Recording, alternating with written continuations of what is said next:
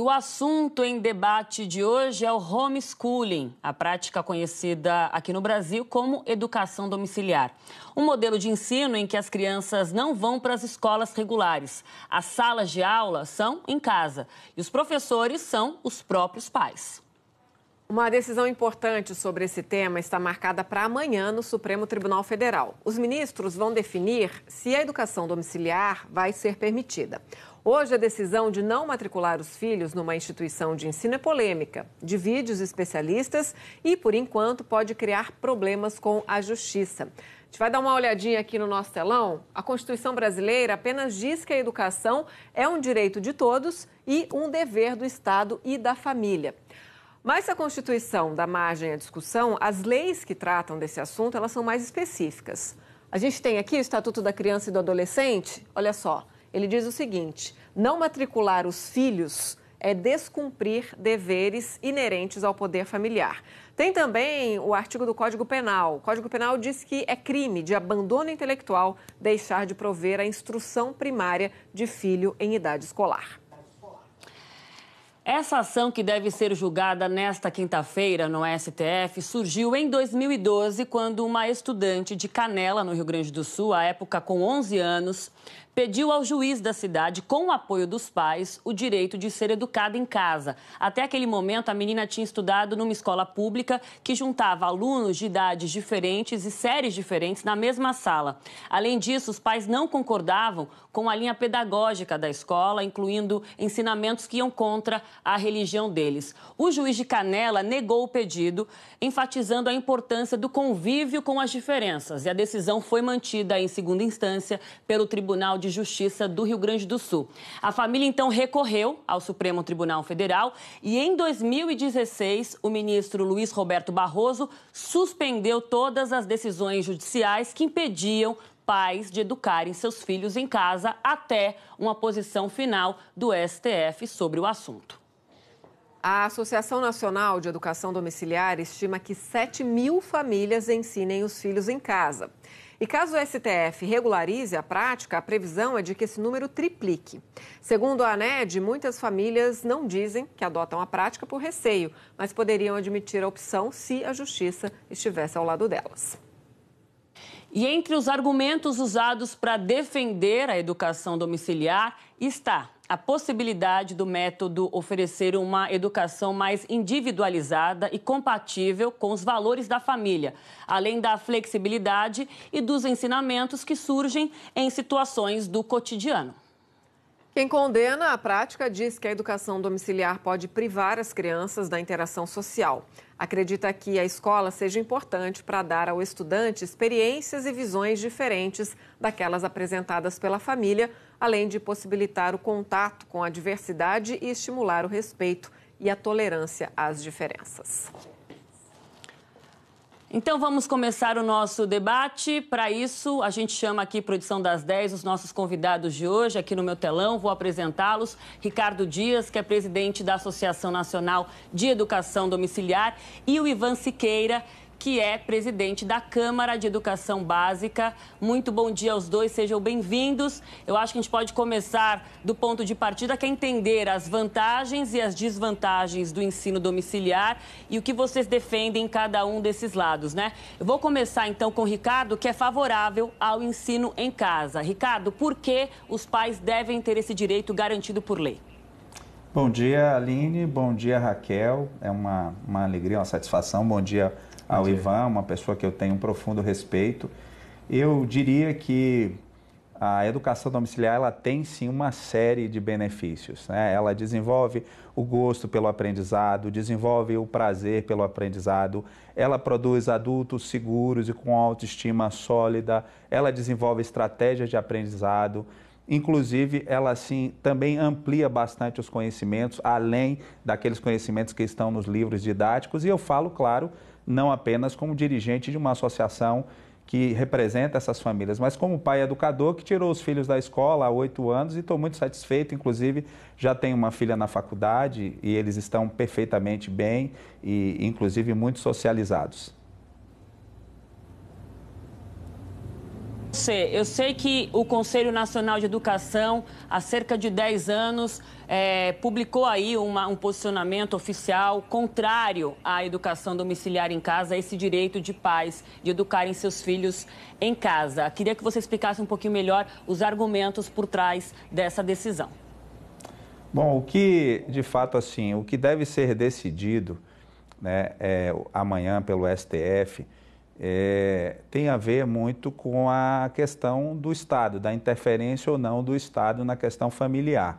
Tá? Eu entendo as argumentações, a questão da socialização, a questão do convívio com a diferença, mas nós precisamos entender uma coisa com muita clareza. Essa discussão, ela pode ser uma discussão até certo ponto desleal, quando ela compara a educação domiciliar com a escola ideal. Nós precisamos comparar a educação domiciliar, se queremos comparar, com a escola real. E a escola real não é essa escola onde falam que é o lugar do aprendizado lúdico, do exercício da tolerância, da convivência com o diferente, da harmonia das relações. A escola não é assim hoje. Nós sabemos que ela não é. Talvez se fosse, meus filhos e os filhos de muitas famílias ainda estivessem lá. É bom lembrar que também muitos pais acabam tirando os filhos da escola por conta da má socialização escolar. Fora que estudos de países já avançados, que estão aí há 2 décadas, 3 décadas, como Estados Unidos e Canadá, os estudos mostram, inclusive, que esses jovens, né, hoje adultos, estão perfeitamente socializados, porque o homeschooler, como a gente chama, né, o aluno de educação domiciliar, o estudante de educação domiciliar, ele é bem socializado, porque ele não fica preso em casa, ele está em muitos lugares, ele faz muitas atividades. Então, nós entendemos que, diante desses argumentos, esses argumentos em si, eles não justificariam para nós que a família não tivesse esse direito. Então, amanhã... Pois não. Desculpa, não, eu só queria, antes da gente entrar na discussão de amanhã dessa questão jurídica, a gente ouvisse o Ivan, que é presidente da Câmara de Educação Básica, que tem justamente uma posição contrária. Eu queria que você falasse para a gente, Ivan, na opinião de vocês, quais seriam, então, os malefícios, né, da criança não ir para a escola e ter esse estudo em casa direcionado apenas pelos pais. Bom dia. Bom dia, Raquel, Aline, bom dia, Ricardo. O Conselho, a gente tem um parecer do ano de 2000, né? O parecer, obviamente, ele reflete as circunstâncias daquela época, inclusive o conselheiro que fez o parecer recentemente faleceu, e lendo e relendo o parecer, a gente observa exatamente o contexto dos anos 2000, quer dizer, estava muito mais próximo ali da Constituição de 88 e da própria LDB, né? O que o Conselho faz, eu acho que é importante dizer, o Conselho não é nem a favor nem contra a Inconstituição, né? O Conselho ele tem que cumprir aquilo que está na legislação e ele faz a normatização quando existe uma lei específica em relação a isso. Então, esse é o primeiro ponto. Naquele momento, o parecer estava respondendo a uma consulta que tinha sido feita, né, por uma família que entendia que a educação domiciliar era aquilo que era o mais adequado para eles. E o conselheiro e o conselho que aprovou, obviamente, o parecer, entendeu que naquele momento que não. Eu acho que é importante a gente fazer aproveitar a oportunidade do debate para esclarecer a população e mesmo fazer uma reflexão um pouco mais profunda. Por que isso acontece e quais são, do ponto de vista do Conselho, os marcos que a gente tem para a gente poder pensar do ponto de vista da legalidade, que é o trabalho do Conselho. Então, nós temos a Constituição e temos a LDB e o Estatuto da Criança e Adolescente que vocês mencionaram. A Constituição fala que a educação ela é responsabilidade do Estado, da família e da sociedade. A LDB praticamente replica isso e coloca, só que há um porém, né? A LDB, ela trata, e está dito isso no primeiro artigo da LDB, que ela fala da educação escolar.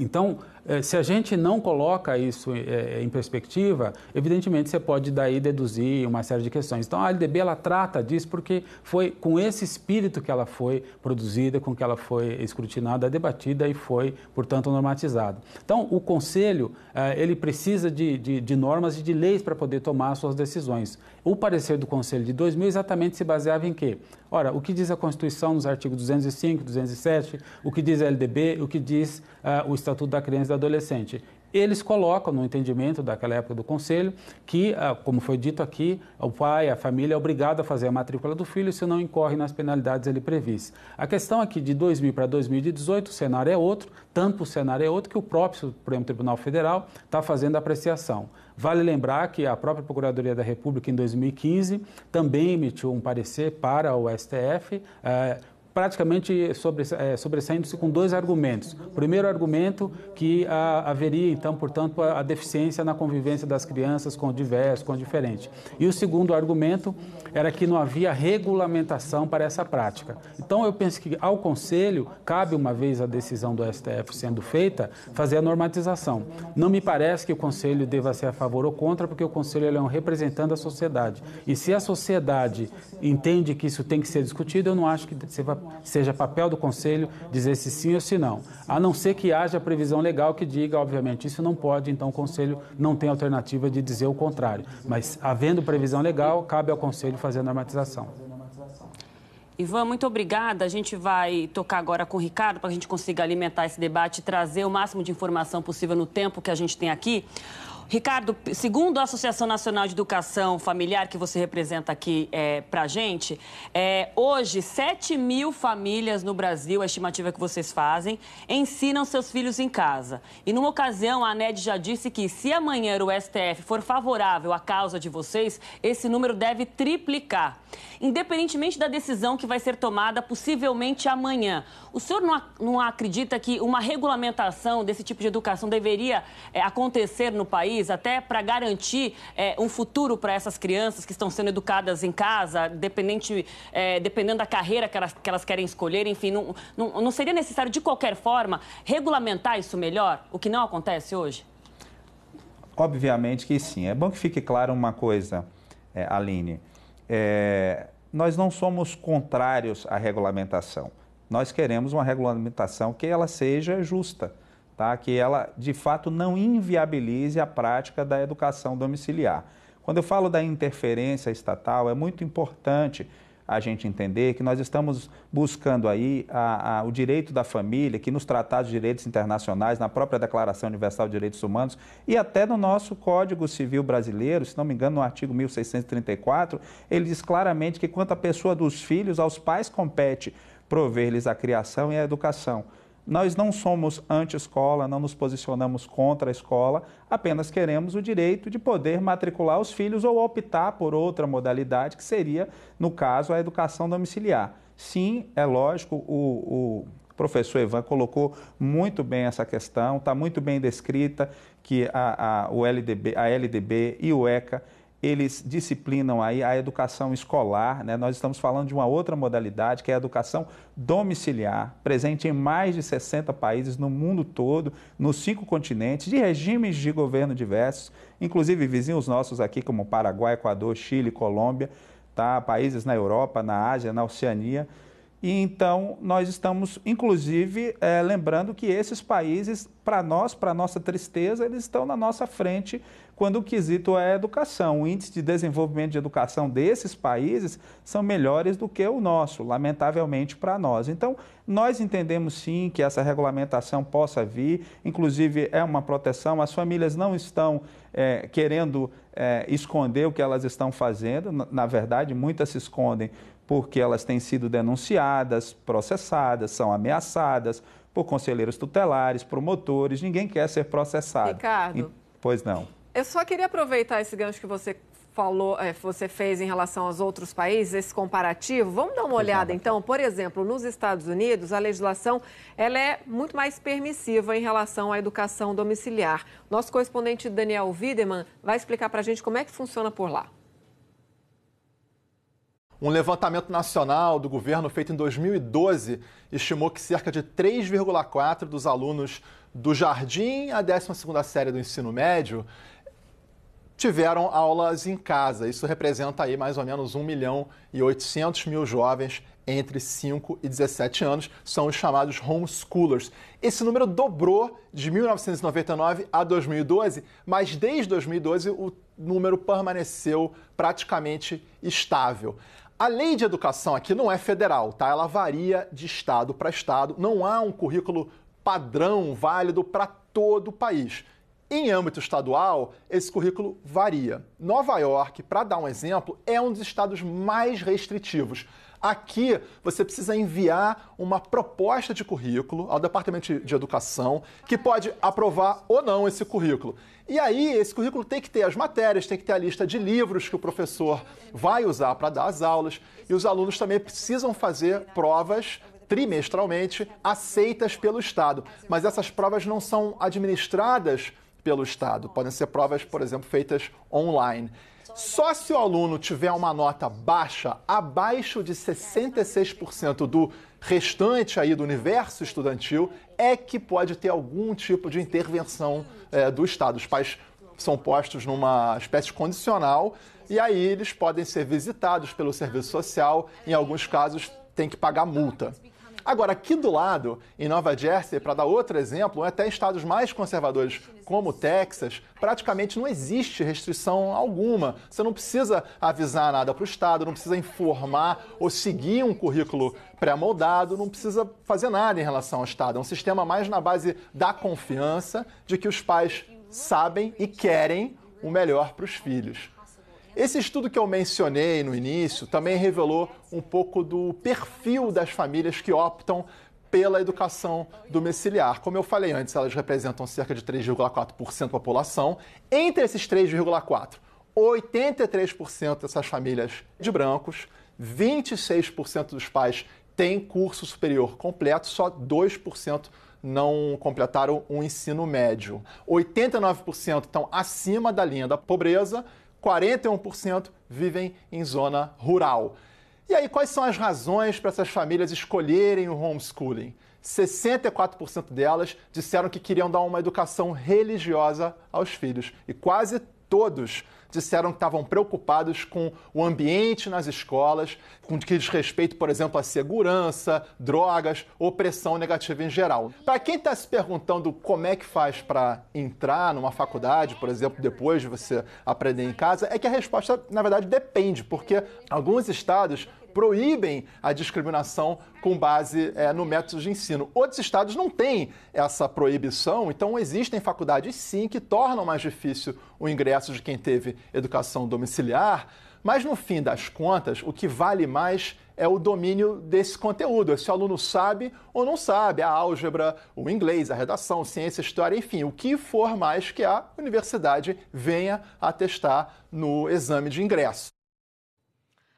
Queria voltar a falar com o Ivan Siqueira, presidente da Câmara de Educação Básica, pegando 2 pontos que a gente recebeu aí do nosso comentarista de Nova York, em relação aos pais, que têm que apresentar um currículo para dar aula em casa para os filhos, e as crianças têm que fazer provas regularmente. Aqui no Brasil, como saber se os pais de fato têm condições, têm capacidade, têm conhecimento para ensinar os filhos em casa? E outro, como é que os adolescentes vão ter um certificado, por exemplo, de conclusão do ensino médio? Como é que eles vão fazer o Enem? Como é que eles podem prestar um concurso público? Como é que comprova a sua graduação ali, o seu nível de instrução? Então, a resposta para todas essas questões é a regulamentação. Como não há uma regulamentação, não é possível a gente dizer como vai ser. O que a gente pode dizer é como poderia ser. Né? Havendo, obviamente, nesse caso, a decisão do STF seja nessa sua pressuposição, evidentemente que vai ter que ter um corpo de normas aí para regulamentar, que, obviamente, parte disso é tarefa do Conselho e parte disso é a tarefa dos sistemas e das redes, ou seja, dos estados. A questão, que me parece, é compreender o que vai além da questão da regulamentação. A regulamentação, ela já está pressupondo aí, obviamente, uma decisão do STF. A questão da regulamentação tem que pressupor o seguinte, a qualidade da educação das crianças que estão em questão aí, né? Quer dizer, as famílias, obviamente, elas têm o pátrio poder, os seus predicados e as suas condições de decisão, né? Mas pela própria regulamentação, pelas próprias leis que nós temos, inclusive o Estatuto da Criança e do Adolescente, né? Há que se garantir o direito das crianças, e esses direitos, como a própria Constituição coloca e também a LDB, vão além da questão escolar, o convívio, né? a participação, inclusive, nas decisões, conclusões, etc. Então, a questão da regulamentação, ela depende primeiro de uma decisão, né?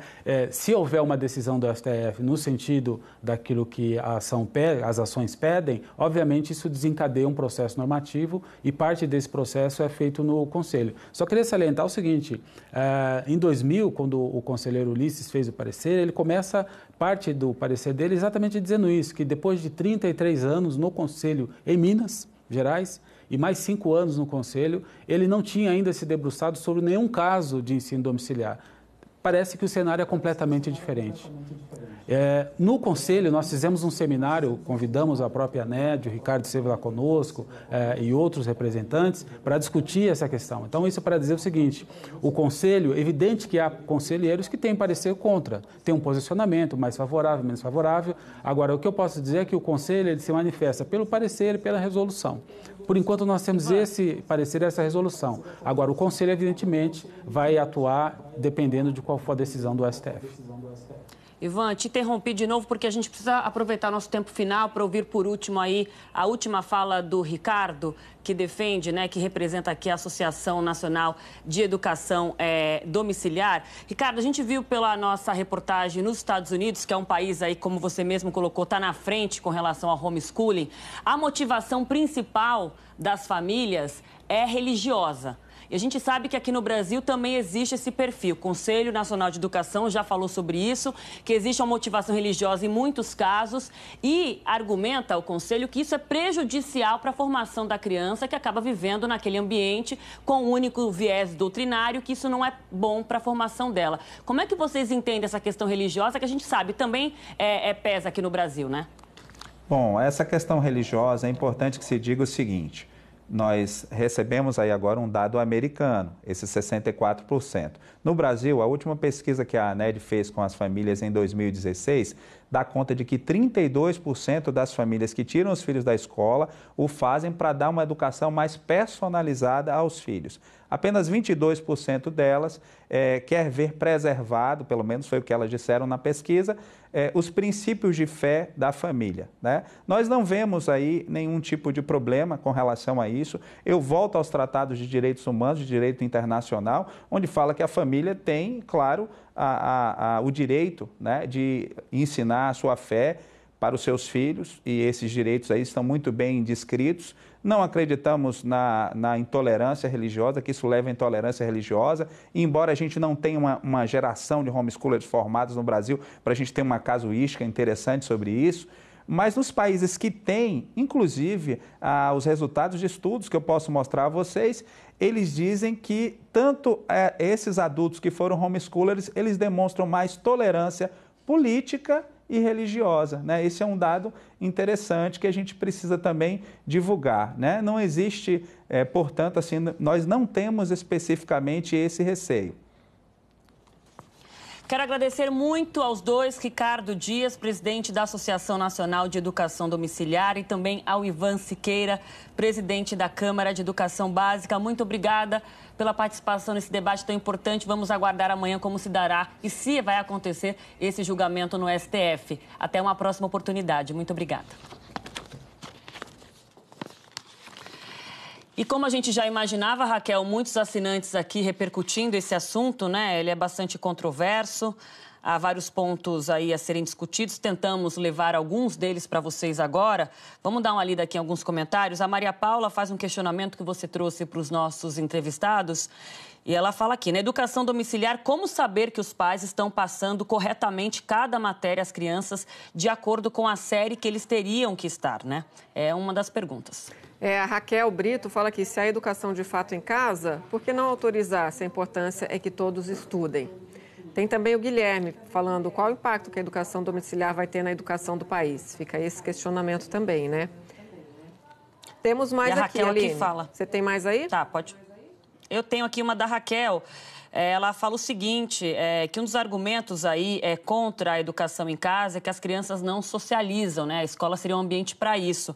E aí a Raquel questiona aqui, as crianças socializam apenas na escola? A convivência com as diferenças apenas na escola? O Matheus Santos também fala, garantir o direito de liberdade de ensino para a família é algo importantíssimo. O Aymar Santinho mandou aqui para a gente. Mas a melhor solução é tirar as crianças das escolas e levar para estudar em casa ou melhorar o nível das escolas? Tá aí, perguntas postas. Eu acho que isso já demonstra o quanto esse assunto é importante e relevante para a nossa sociedade. Raquel, amanhã a gente vai acompanhar o andamento dessa ação no STF, que deve retomar esse julgamento, então, desse assunto tão importante na nossa educação. Gente, muito obrigada pela participação de vocês.